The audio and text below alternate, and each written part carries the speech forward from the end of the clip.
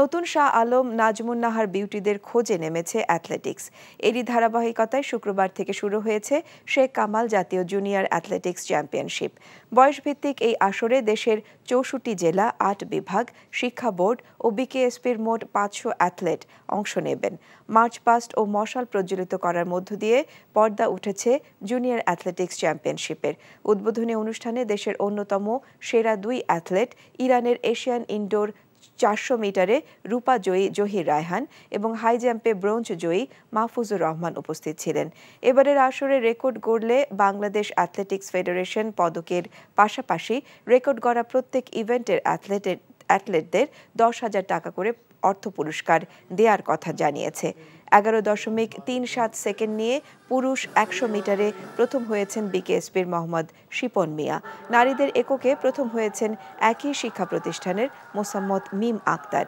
এই প্রতিযোগিতা থেকে সেরা অ্যাথলিটদের পাঠানো হবে আগস্টে শ্রীলঙ্কার দক্ষিণ এশিয়ান জুনিয়র অ্যাথলেটিক্স চ্যাম্পিয়নশিপে।